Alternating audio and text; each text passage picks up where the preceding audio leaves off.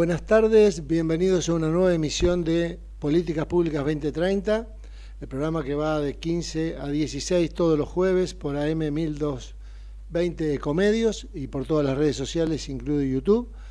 Y bueno, y en esta ocasión vamos a tener al doctor Jorge Iapicino, al doctor Hugo Magonza, bueno, y los conductores Miguel Secchi y Jorge Neira, que ya me están escuchando. Así que Miguel, Jorge, buenas tardes.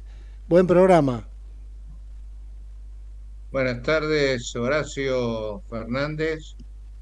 Como siempre, el agradecimiento del Foro para el Desarrollo de la Ciencia por tu labor de producción que se desarrolla durante la semana y durante y después del programa. Así que luego de casi 2 años de trabajo, nuestras felicitaciones y agradecimiento. Hola Jorge Neira, coequiper de lujo. ¿Me está escuchando Jorge ¿Cómo Neira? no? Muchas gracias, sí. Muchas gracias, Miguel. Muchas gracias, Horacio. Bienvenido, Bueno, Jorge y Hugo. y saludo a Jorge Pechino y a Hugo Magonza. Bueno, creo que es sobreabundante o reiterativo decir que estamos atravesando una crisis global a nivel país y posiblemente a nivel mundial. El sistema de salud o los sistemas de salud en la Argentina obviamente no son ajenos a esta crisis y cuyos detalles profundizarán eh, los invitados de hoy, siempre bajo la coordinación del doctor Jorge Nera, al cual le doy la palabra. Bueno, muchas gracias, Miguel. Bueno, bienvenidos como siempre a Jorge y a Hugo. El tema de hoy es los derechos y deberes de los profesionales y de los pacientes. Y me parece que tenemos una larga charla sobre este tema. Cuando salió la ley de derechos del paciente, se olvidaron de un tema pequeño que es agregarle los derechos de los pacientes, los deberes de los pacientes. Yo recuerdo que una vez que tenía que dar una charla en el Hospital Ángeles Lomas en la Ciudad de México, y que es un hospital nuevo, es un hospital inteligente, y una de las cosas que me llamó la atención que en la entrada de los ascensores, en cada entrada de los ascensores, entre los dos ascensores, había como una especie de decálogo con los deberes de los pacientes. Fue la única vez que lo vi tan taxativamente escrito en algún lugar. Y bueno, primero me gustaría preguntarles a ustedes dos, a cada uno en el ámbito que le corresponde, ¿qué opinan del tema de los derechos y los deberes de los pacientes y de los profesionales y cómo esto redunda, digamos, en la litigiosidad? Así que no sé si quieren empezar Hugo o Jorge, como ustedes quieran. Escucho sus opiniones al respecto.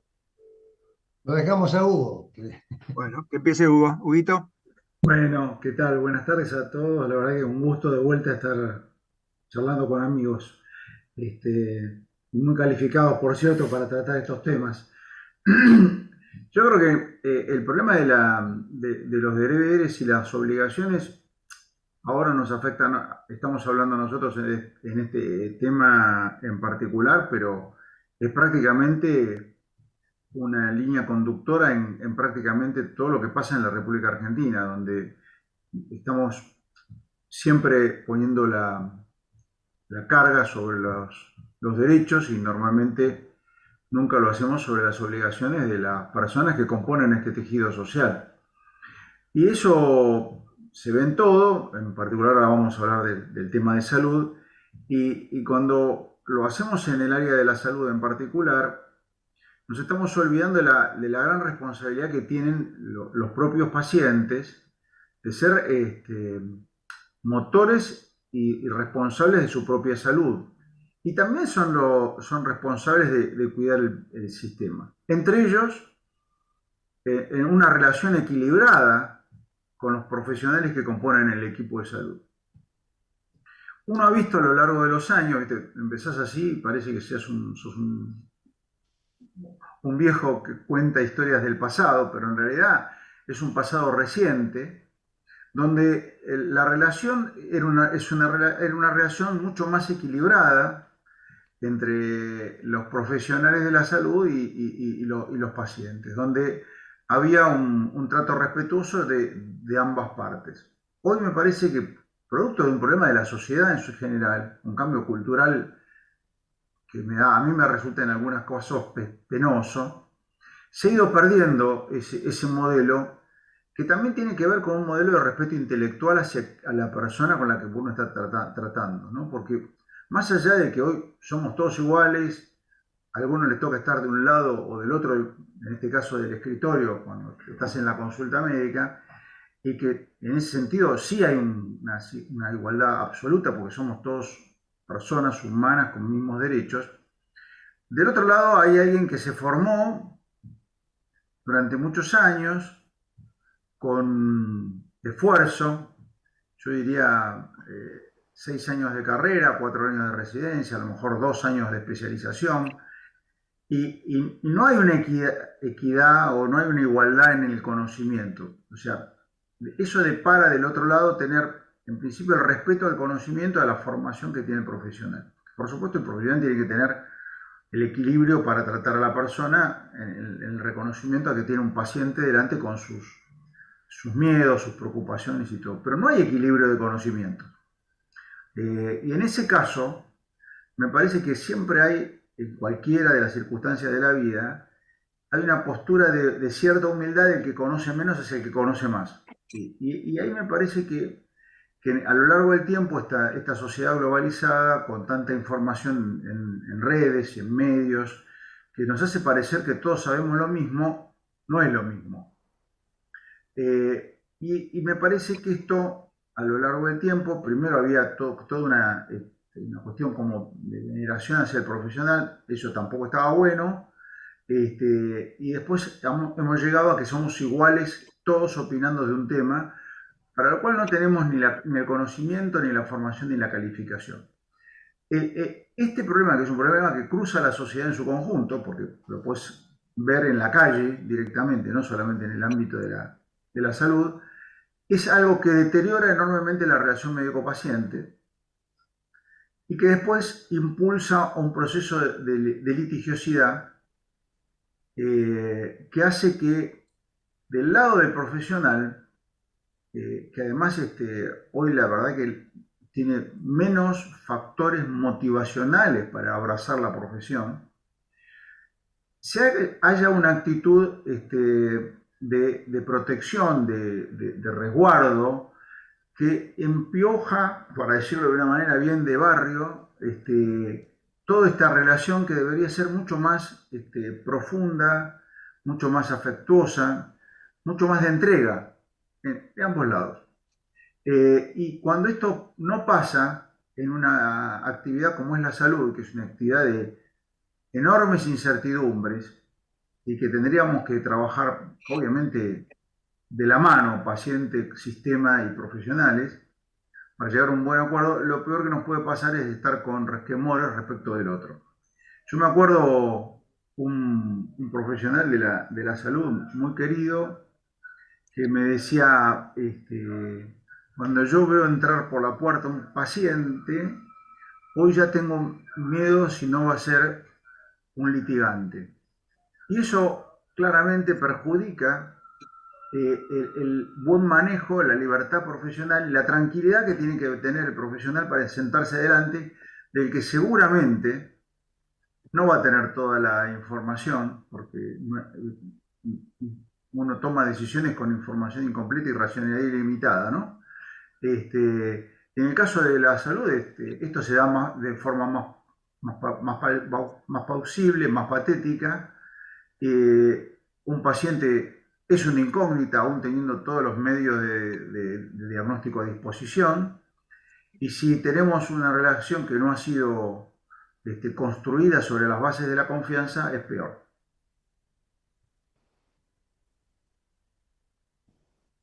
Sí, bueno, yo estoy totalmente de acuerdo con vos. Me gustaría saber qué opina Jorge para un poquito complementar la cosa y después hacerle algún comentario. Jorge. Sí, mira, es decir, este tema de los derechos de los pacientes y los deberes que deberían tener, tanto los médicos como los pacientes, no se escapa del contexto en el cual nosotros estamos viviendo. en la Argentina actual y en el mundo. Existe un eslogan de la política que dice que donde existe una necesidad hay un derecho. Es una frase políticamente correcta, pero que no es verdad. La vez pasada estaba escuchando a alguien que decía que si esto fuera cierto, los violadores seriales, como tienen una necesidad, tendrían el derecho de seguir violando, ¿viste? Es decir, este eslogan no tiene sustento. En el sector mismo, en nuestro sector, es decir, eso caló profundo también. Y en la política, es decir, empezaron todo el mundo a manejarse con, vamos a reglamentar los derechos de los pacientes a través de las leyes.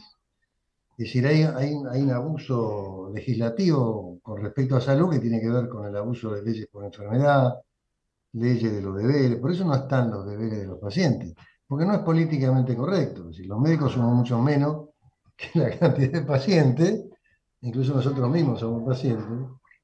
Entonces, es decir, los derechos los tienen todos los pacientes porque existe una necesidad del lado de los pacientes. Es decir, es un silogismo que realmente no es falso. Con respecto a otro tema, es decir, se fue construyendo, sobre todo dentro del sector, el tema del modelo médico hegemónico, es decir, la diferencia que tenía el médico con respecto al paciente por los conocimientos que el médico tiene. Y también por cierta voracidad de algunos profesionales para ocupar el lugar que ocupan normalmente los médicos. Hay un exministro que siempre decía decir, que el modelo médico hegemónico es así porque para ser médico tenés que estudiar medicina. Y hay muchos profesionales que quieren acceder al uso de la medicina, que a lo mejor les puede resultar más rentable, en esta puja distributiva dentro de la misma profesión, del sector salud, que utilizaron este eslogan también como para posicionarse mejor. Y por último, también dentro de la política, y se trató de instalar en la sociedad el tema del poco valor que tiene la meritocracia, un poco lo que decía Hugo hace un ratito, ¿no? Es decir, que también, de alguna manera, ciertos sectores de la sociedad lo compran. Y en el caso de la medicina, es decir, ese valor es muy alto. El tema del mérito en medicina es altísimo, es decir, porque el médico necesita superarse día a día para poder seguir ejerciendo, sobre todo con las nuevas tecnologías, con los nuevos conocimientos, es decir, con el avance de la ciencia en general. El médico necesita ayornarse todo el tiempo y tiene que tener el mérito de poder hacerlo y la capacidad de poder hacerlo para seguir superándose y poder dar una prestación acorde a los tiempos que corren. Entonces, si todos esos eslóganes que andan dando vuelta por la vida, terminan dando por resultado leyes que son incompletas. Es decir, leyes donde le faltan cosas, porque uno entiende que los médicos tenemos ciertos deberes, inclusive tenemos juramentos, del Hipocrático, el de Ginebra, en fin, los más conocidos, donde nosotros nos obligamos a esto porque juramos. Es decir, nuestra carrera termina con ese juramento y empieza con ese juramento. O sea, el inicio de la carrera nuestra empieza con un juramento, que lo hacemos al terminar la carrera, pero al empezar la actividad. Entonces, con respecto a estas cosas que suceden en el contexto de nuestro país, en el contexto de leyes que son incompletas, creo que no merece mayor comentario que este. Es decir, todo termina siendo político y lo más políticamente correcto es decir, bueno, los pacientes tienen derechos y los profesionales de la salud y los médicos particulares, no importa si lo tienen o no lo tienen. Entonces, en ese descalabro en el que estamos viviendo, a mí no me sorprende lo más mínimo, forma parte de lo que sucede en la Argentina. Si esto tiene alguna corrección, y bueno, siempre la esperanza de que se pueda corregir en el futuro, desde ya. Es decir, depende mucho de nosotros, de los médicos, del sector salud, lo que podamos hacer como para corregir esto.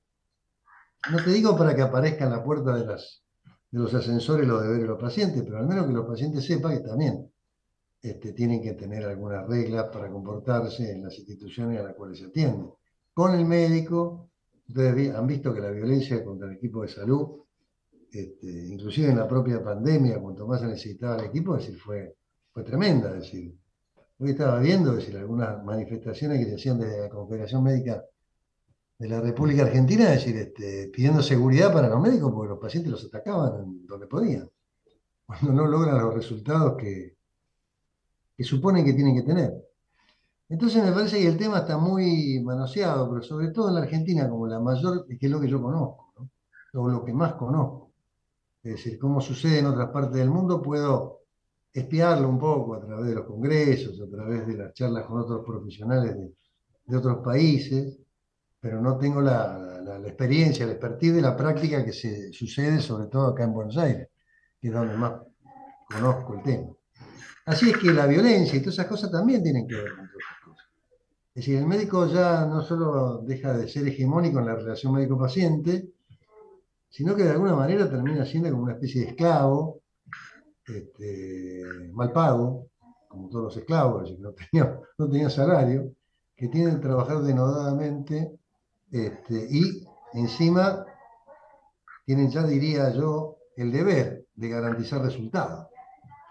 Con lo cual, ahí también se imbrica el tema que decía Hugo, que lo sufrimos todos, lo sufren las instituciones, lo sufren los que administran las instituciones, lo sufrimos los médicos, que es la industria de la mala praxis, ¿no? Una industria que fue próspera en la Argentina, una poca industria que se puede decir que son bastante prósperas, y esa industria, es decir, desde fines de la década del 80, principios de los 90, pero fines de la década del 80 hasta ahora, no paró de crecer, buscando siempre, es decir, y a veces abusando del dolor de la gente, de la confusión que algunos tienen cuando los resultados no son los que buscan.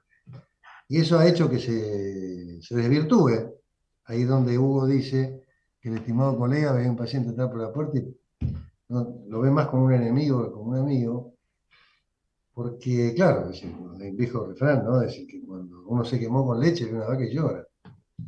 Y el que tiene un par de juicios, es decir, tiene una vida cambiada. Yo no conozco a ningún médico que después de tener un juicio de estos sea el mismo de antes. Así que ese es un poco el panorama que yo les puedo transmitir de mi humilde experiencia. Sí, yo comparto, ¿no? Yo volvería a lo que decía Hugo del tema donde hay una necesidad y un derecho. Yo creo fervientemente en donde hay una necesidad y un derecho, siempre y cuando ese derecho no viole el derecho de los demás. Que acá está el punto de división, digamos. Se supone que nosotros somos una sociedad que vivimos con derechos y deberes, y mientras alguien tenga derecho a algo que no lo tiene, tiene derecho a tenerlo, siempre y cuando eso no vaya, digamos, en contra del derecho de la sociedad. Me parece que este es un concepto importante, porque no está mal decir donde hay una necesidad y un derecho, pero el tema es que hay que concebirlo en un estado de sociedad, digamos. Y esto es lo que me parece que nos falta, digamos, la convivencia democrática, que a vos te dice, bueno, yo tengo derecho a esto siempre y cuando el otro no tenga más derecho que yo. Y esto es una cosa que yo creo que habría que difundir en la gente, que está todo bien que haya derechos en la gente, y que hay que respetar los derechos de la gente, y que hay que darle derechos a la gente, hay que darle el acceso a las cosas de la gente.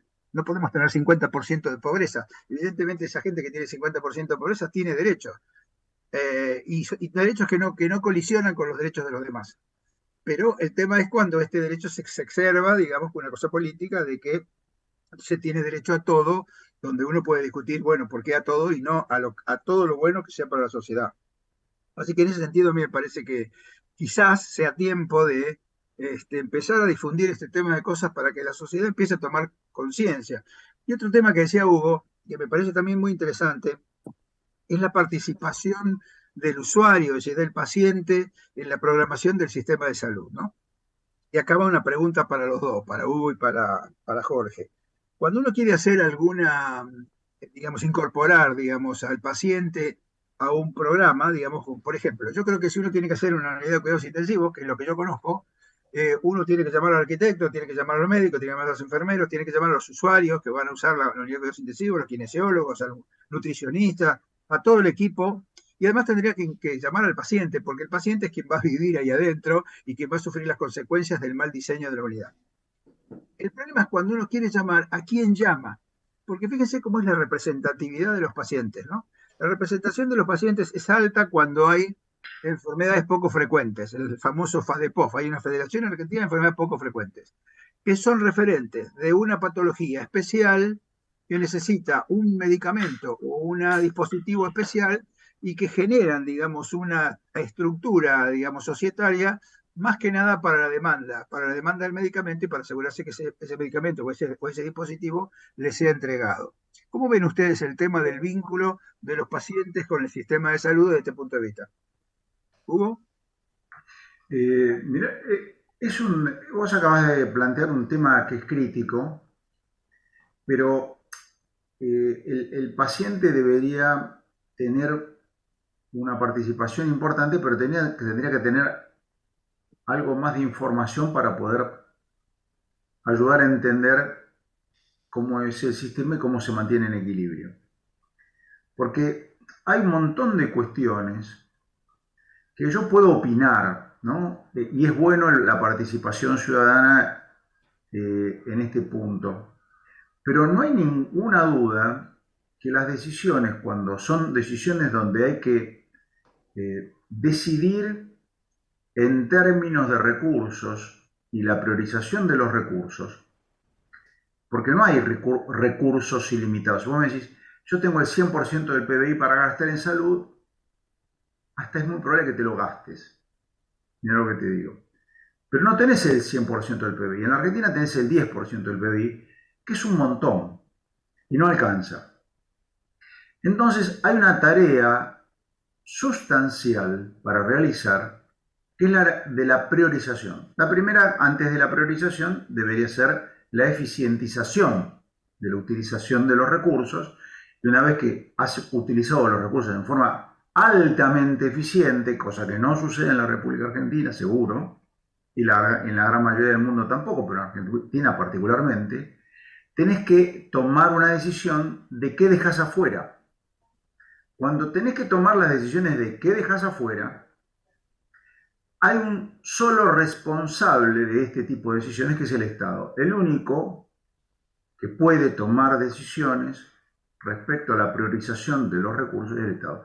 El Estado ha hecho una tarea abandónica en todo esto durante muchos años, porque prefiere que la contienda se le dé en el ámbito de las personas y las instituciones y los profesionales, y no asumir el rol de tomar primero una política sanitaria, como conducción de una política sanitaria, y después tomar las decisiones muy poco agradables, probablemente más bien enojosas, de decir, hasta acá llegan los recursos y acá no.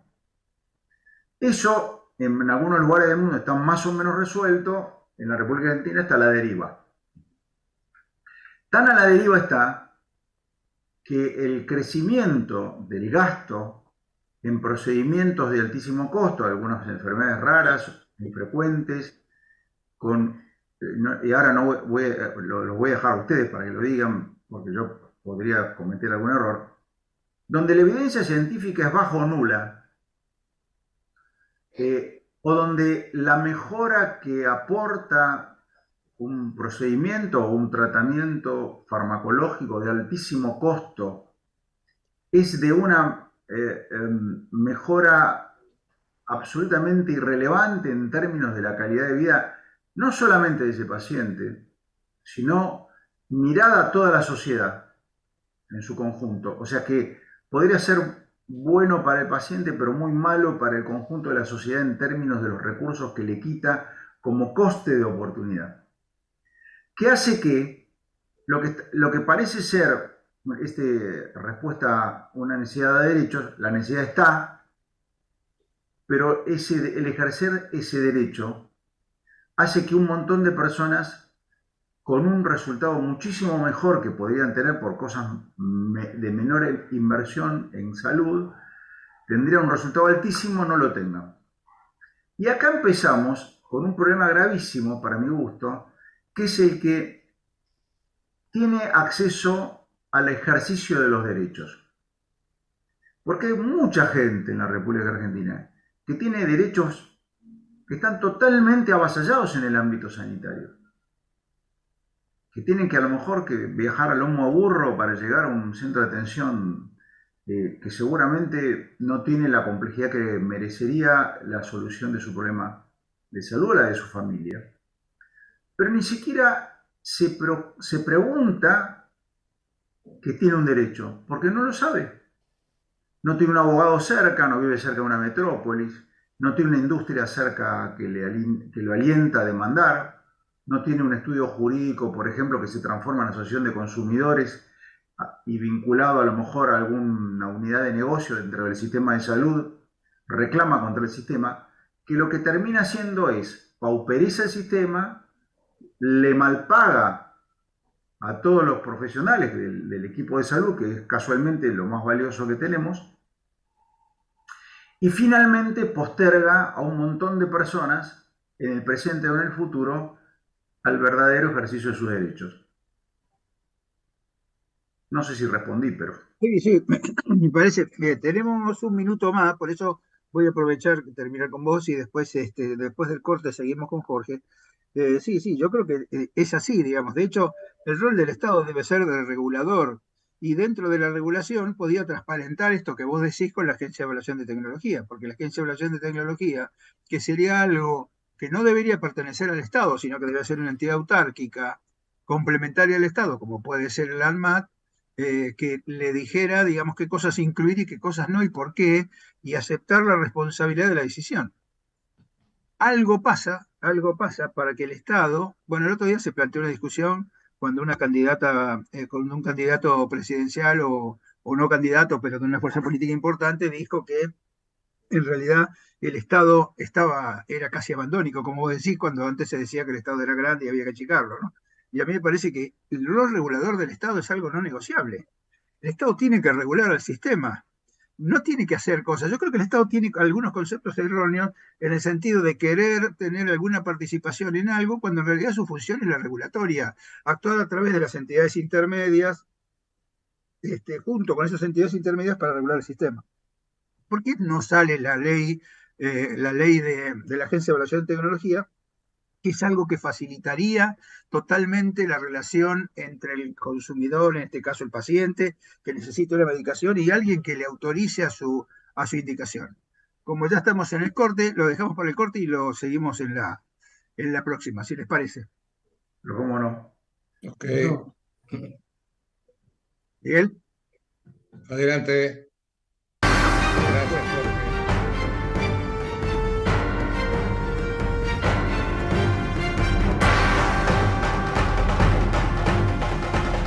Ecomedios.com AM1220.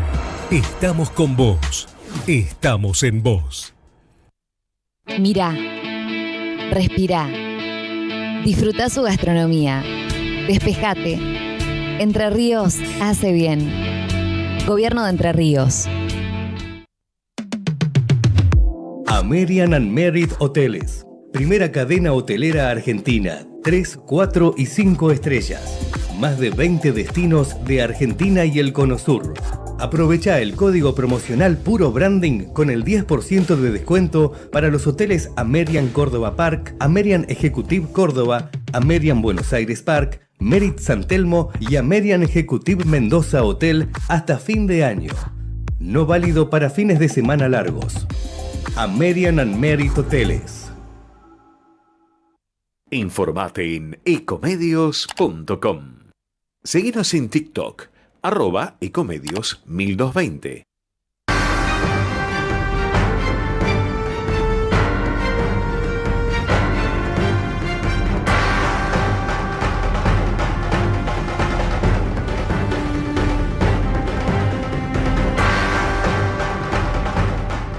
Volvemos del corte publicitario y bueno, ya los veo a Miguel, a Jorge, al otro Jorge también, y se está conectando Hugo, así que bueno, podemos continuar con el programa. Quería decirte un poco lo que planteaste antes, Jorge, yo coincido contigo. Pero hay una cosa que yo quería transmitir desde el punto de vista de la experiencia. Con Hugo, es decir, hemos participado muchas veces de, por ejemplo, la Super tiene un organismo que lo utiliza muy poco, que es una mesa de consulta que tiene la Super de Salud, donde participan distintas cámaras, la Confederación Médica de la República Argentina y los pacientes. O sea, y la Super, obviamente, ¿no? Es decir, son mesas donde se tiran algunos temas. Se utilizaron muy poco. En algunos gobiernos las convocan y otros directamente no las convocan. Y en esas mesas hubo participación de los pacientes, pero siempre lo que hemos observado, no sé si Hugo coincidirá conmigo, es un sesgo, porque ¿quiénes son los pacientes? Todos somos pacientes. Claro. No hay quien represente, no hay una entidad que represente a los pacientes en general, digamos. Claro. O sea, es una entelequia. Entonces de pronto aparecen lobistas, determinadas agrupaciones que dicen, bueno, en este caso, en esa época, que ya hace unos años de esto, participaba gente que representaba al PAMI, entonces todos sus temas pasaban por ahí. No tenía nada que ver con lo que se trataba, es decir, entonces sacaban reiteradamente el tema. Por eso Hugo dice lo que dice, es decir, a ver, cuando vos planteás a esos niveles la participación de los pacientes, la verdad que no tenía sentido, esta es la verdad. Yo creo que sí, que la participación de los pacientes es importante en determinados lugares, determinadas geografías. Me parece importante, por ejemplo, en los comités de ética de hospitales, que formen parte algún paciente, alguien de la comunidad del barrio, digamos, es decir, que tenga alguna representación genuina de ese barrio donde está ese hospital. Pero en los temas del sector es muy difícil, es como si a nosotros, cualquiera de nosotros, participara en una comisión en la energía atómica. Es decir, tenés que tener algún conocimiento para sentarte ahí. O sea, al menos tenés que saber cómo funciona. Si simplemente porque sos un libre opinador, si estás a favor o en contra, me parece medio ridículo. Y si de pronto esos lugares se ocupan por gente que tiene algunos intereses sectoriales, peor todavía. Esta es mi opinión con respecto a esa. Y por eso nombraba, no sé si Hugo participa de la misma idea que yo, pero de las veces que ahora que está escuchando, de las veces que hemos participado en reuniones donde el paciente participaba, el paciente que participaba con intereses concretos de un sector concreto y no de los pacientes. Porque los pacientes no tienen representantes, todos somos pacientes. Y si no entendés el sector, no entendés todo esto, que es un poco lo que Hugo decía, no tiene sentido.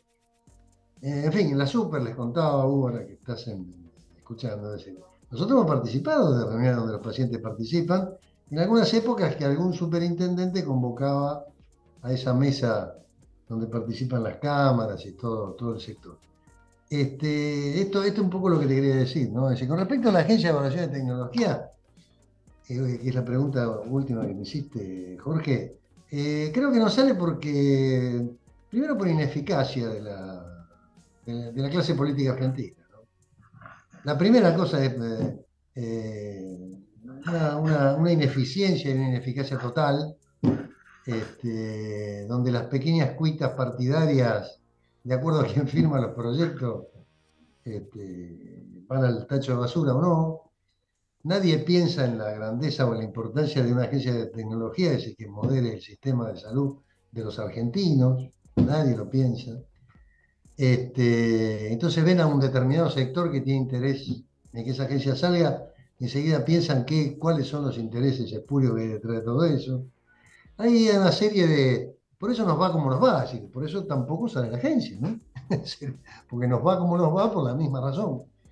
Entonces, si la agencia, hubo un momento que había cobrado un impulso y se frenó porque como políticamente convenía que en vez de estar dentro de la órbita del Ministerio de Salud fuera el Ministerio de Ciencia y Tecnología, porque eran simpatizantes del de Ciencia y Tecnología, ahí se terminó frenando. Después se termina frenando porque le impulsaba el ministro de Trabajo en un error garrafal político de aquella época.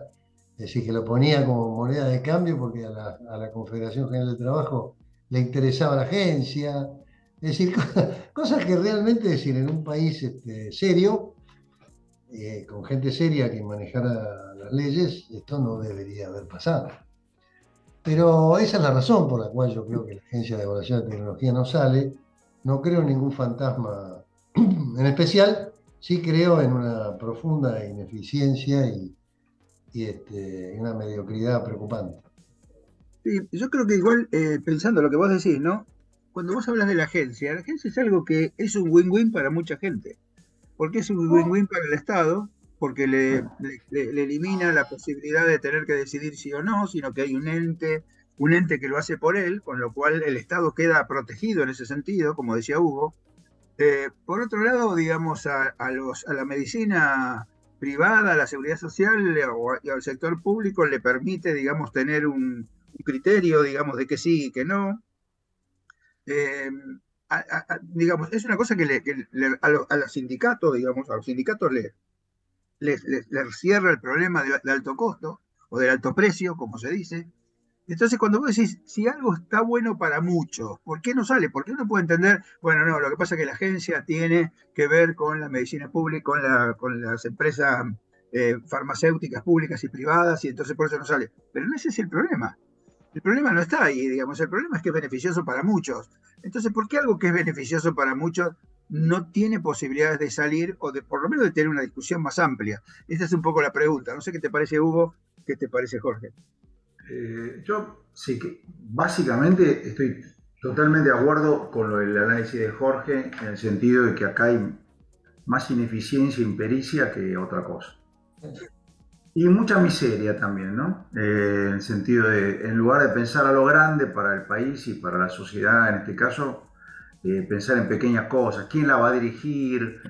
Si en la mesa van a estar sentados todos. Había una discusión, por ejemplo, de si el Consejo Consultivo iba a estar compuesto con gente de la industria o no. Me parece una cosa menor, porque el Consejo Consultivo, un organismo técnico, es consultivo, no es mandatorio. Es ejecutivo. Claro, claro.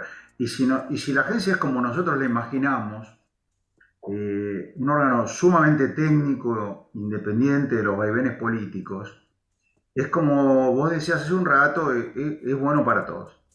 Ahora, bueno para todos, no todos. O sea, es bueno para muchos, digamos, pero no necesariamente para todos.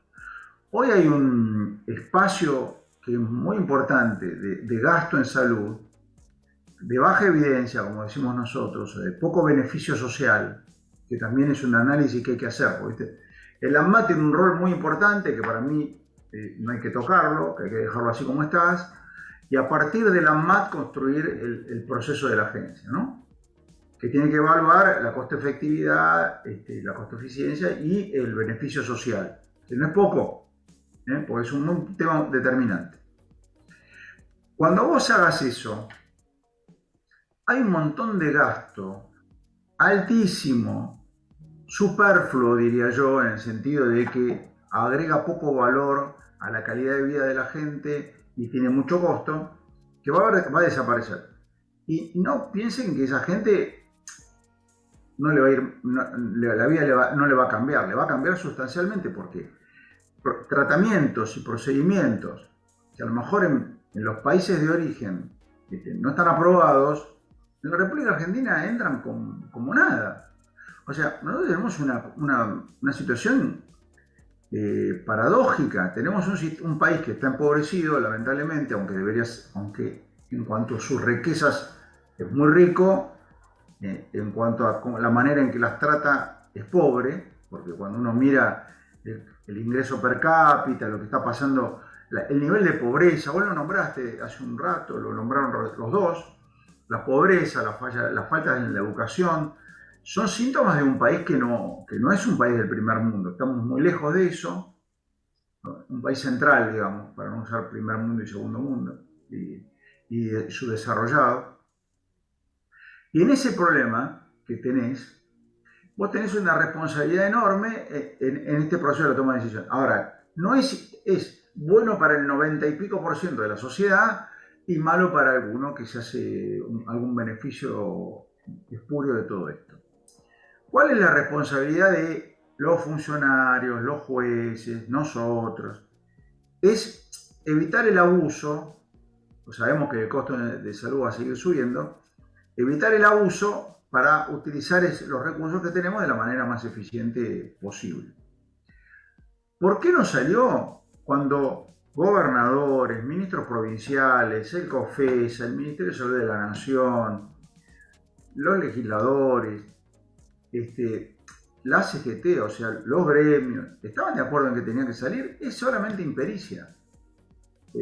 Básicamente, y un poquito de miseria también, alguien que quería un lugarcito. Pero la realidad es que si nosotros imaginamos una agencia autárquica de un nivel digamos, de conocimiento altísimo en los profesionales que la componen, y además de eso buscamos a personas que sean impolutas en su comportamiento, esto es claramente, y la pregunta es ¿por qué no la tenemos todavía?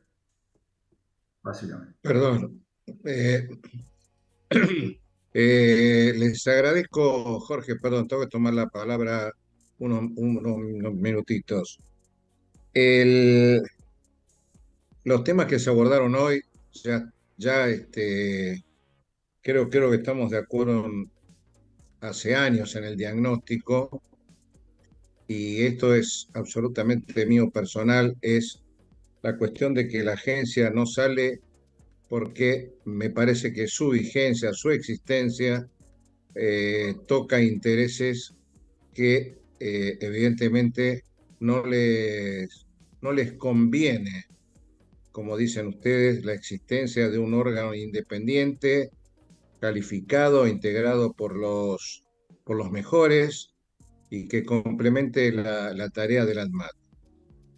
Yo digo, tomé la palabra ahora porque el título del programa, y perdónenme, así le doy 3 minutos a cada uno, por favor, es porque hablaba de los derechos y deberes de los médicos en cuanto a los extremos, en cuanto a la situación que se está viviendo de éxodo del sector, del sector de obras sociales o de medicina prepaga hacia el privado, o el cambio de actividad. Entonces me gustaría, Jorge Neira, que vos ahora te sumes en 3 minutos cada uno y lo dejemos planteado para el próximo programa, porque creo que el paciente al cual ustedes se refirieron, y somos todos nosotros también eventuales pacientes, estamos muy preocupados por la situación que se está viviendo y que Hugo la denunció muy bien en varios artículos. Por favor, Jorge. Yo creo que a mí me parece que está tan vinculado con lo anterior, digamos, que a veces es difícil porque, digamos, lo anterior tiene que ver con las reglas del juego. La regla del juego que expone al profesional, digamos, a hacer algunas indicaciones, a veces por conveniencia, a veces porque estaba obligado. Y a mí me parece que acá es donde está el problema de no tener claridad en lo que se puede y lo que no se puede. Por el lado de la litigiosidad, a mí me parece que, y sobre todo por el tema de los derechos y los deberes de los pacientes y de los médicos, desde el punto de vista de los médicos, me parece que tiene un gran impacto en este momento el deterioro laboral, el deterioro salarial que los profesionales de la salud tienen hoy, al día de hoy, digamos, ¿no? Y que me parece que tiene que ver con esto de la meritocracia que decía Jorge al principio. Digamos, ¿cuál es la meritocracia de un profesional relacionada con el sueldo? Entonces, cuando uno ve el sueldo de un profesional, depende de dónde va, y ahí es donde le pagan lo que consideran que le tienen que pagar, que no tiene nada que ver con la meritocracia, porque uno puede tener un currículum muy vasto y cobrar 2 mangos, como si tiene un currículum pequeño y cobrar un poco mejor porque trabaja justamente en el lugar donde le pagan más. Esto es algo que atenta contra la calidad de atención del sistema. El otro día me preguntaban si la calidad asistencial tenía que ver con los salarios. Y yo le digo, mirá, esto es como cuando vos te vas a comprar un auto. ¿Cuánta plata tenés? Bueno, te alcanza para comprarte un fitito. ¿Te querés comprar un Mercedes? Y no podés. Y a mí me parece que, si bien, digamos, y creo que acá hay que remarcar el esfuerzo que el personal de la salud hace por su vínculo con la profesión, por su compromiso profesional, que esto es innegable y que se vio en la pandemia y que se ve todos los días, me parece que necesita de alguna manera tener una reciprocidad en cuanto al reconocimiento salarial que tienen los profesionales en cuanto a la meritocracia. Bueno, ahora los escucho a ustedes, Jorge ¿Y a Hugo. Piccinno? Sí, mirá, sí, tiene que ver con el contexto general del país y tiene que ver también con el problema de crisis financiera que vienen de hace bastante tiempo en el sector, ¿no? El sector de la salud está desfinanciado, es decir, con lo cual se desfinancia toda la pirámide y todos los participantes de este juego. En el caso de los médicos, el multiempleo, es decir, el tema que para poder sobrevivir, por más méritos que hagas, es decir, estás ganando menos que un vendedor de auto, qué sé yo, es decir, para decirte a alguien, yo sin desmerecer a nadie, pero el esfuerzo para llegar a determinadas especialidades en la medicina son muy grandes. Y eso tiene que ver un poco con lo que pregunta Miguel, ¿por qué hay éxodo de médicos? ¿Por qué no hay, las residencias no se llenan con pediatras, con clínicos, con esto, con lo otro? Porque hay un desánimo muy grande, hay una imagen que tienen los jóvenes de la medicina que es para morirse de hambre, ¿no? Es decir, los que asisten en la familia al espectáculo que da el médico yendo de un lado para el otro, el tío, el primo, el padre, el abuelo, qué sé yo, hace que no sea meritorio estudiar medicina, recibirse de médico, ser residente, especializarse después de tantos años, 12 años de la mejor edad de la vida, para ir a ganar 2 mangos. Esta es un poco hablando sencillamente, lo que le sucede a los médicos que ya están en el sistema y a los que ven la profesión como una desgracia. Porque saben que el tío que es médico, que el primo que es médico, trabaja como un burro y la única expectativa que tiene es decir, es si puede asistir a algún congreso para mejorar o algo, y no tiene los gastos y lo tiene que pagar alguien, es decir, y andar mendigando por la vida, es decir, para poder crecer en la profesión y sostener una familia. Entonces, si a vos te pasa todo eso, es decir, es lógico que las residencias queden vacías, porque en la residencia pagan 2 mangos, sos un esclavo, y después cuando te la terminás, si sos especialista y lo que fuere, seguís ganando 2 pesos y seguís trabajando en 50 lugares y seguís siendo esclavo. Entonces eso va deteriorando la profesión médica, que en Latinoamérica siempre ha sido muy, muy valorada, y han sido valoradas las universidades que producen esos médicos y siguen siendo. Tanto es así que muchos médicos del exterior vienen a estudiar a la Argentina porque es mucho más económico, la formación es buena, pero después se van, porque acá se mueren de hambre. Antes se quedaban. Y ahora los médicos nuestros, en la zona oeste del país, se van a hacer guardias a Chile, porque una guardia en Chile significa lo que pueden ganar en un mes acá. Gracias, Jorge. La seguimos en la próxima. Hugo. El tema es vasto y complejo como para tratarlo en 3 minutos, pero... No, por favor. Pido disculpas si queda para un próximo programa también. Adelante, Hugo. Primero, yo creo que es un tema de expectativas, por un lado, y una relación costo-beneficio por el otro, por lo siguiente. Vos antes podías hacer una residencia y a lo mejor el pago en términos relativos por la residencia no era sustancial, no era importante, pero vos tenías una expectativa de que al final del camino ibas a tener una carrera que te iba a permitir progresar, ser reconocido y además, analizándolo desde el punto de vista de la pirámide de Maslow, cubrir tus necesidades básicas holgadamente, o por lo menos razonablemente. Hoy el problema está dado que en particular con algunas especialidades, los intensivistas, los neonatólogos, los médicos de familia, los clínicos, los pediatras, todo lo que hacen lo que sería la atención primaria y alguna línea de la complejidad, básicamente las unidades cerradas, ese futuro no lo ven. Y por ese motivo, esas carreras no son demandadas. Hay un teorema que es el teorema de Coase, que habla del análisis de todas las cosas a través del ojo de una relación costo-beneficio. incluyendo un costo-beneficio cuando el beneficio o el costo no es cuantitativo, sino es subjetivo y fundamentalmente personal. Es una decisión donde vos decís, voy a estar bien, voy a estar mal. Si te van a tratar mal, si vas a vivir en incertidumbres jurídicas, si vas a trabajar muchos años y la realidad es que no vas a poder mantener a tu familia razonablemente.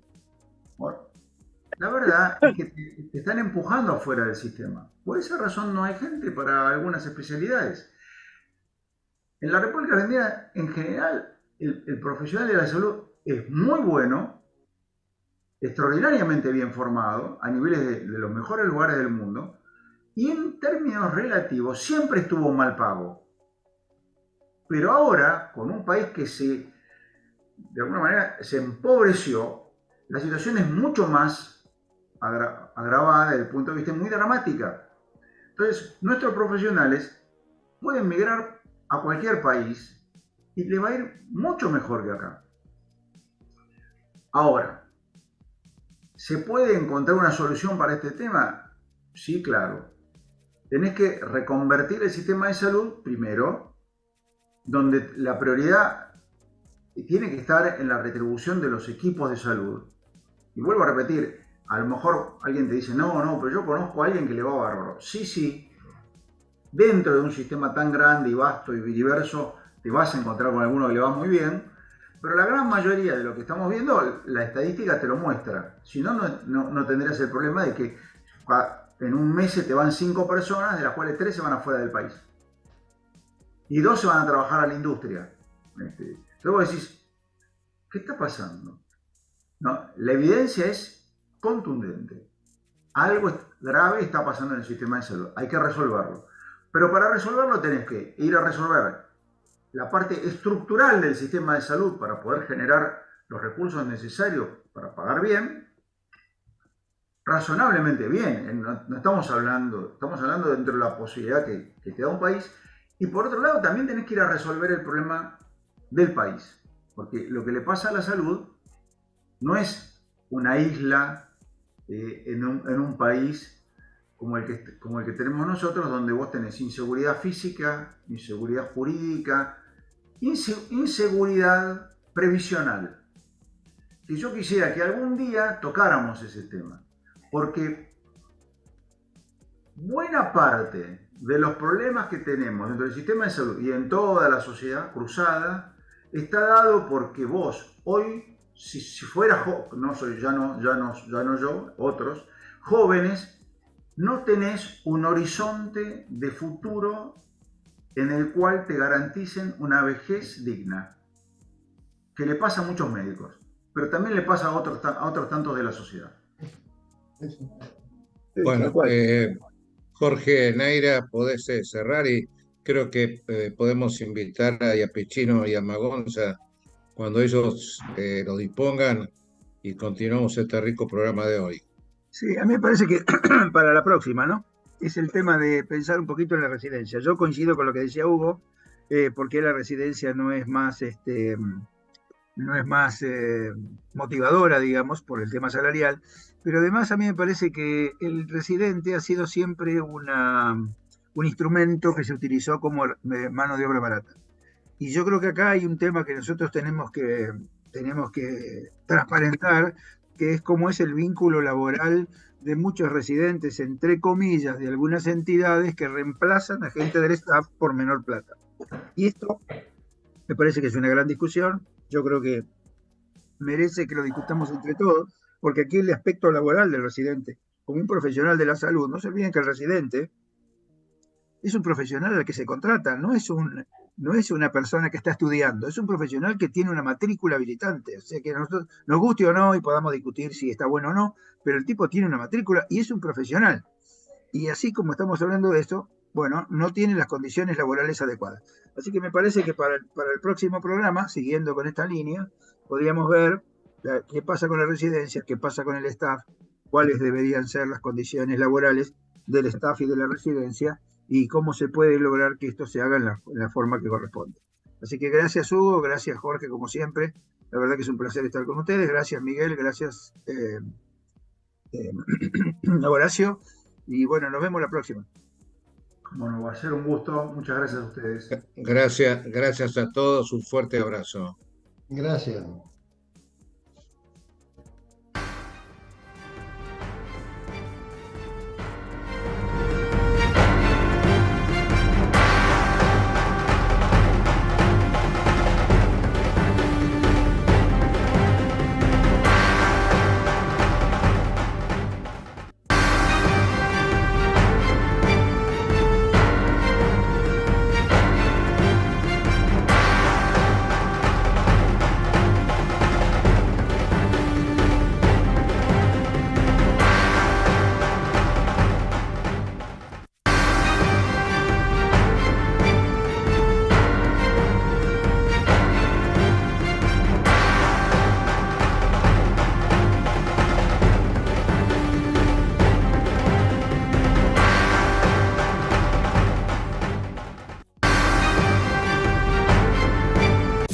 Desde Buenos Aires, transmite LRI 224, AM 1220, Ecomedios.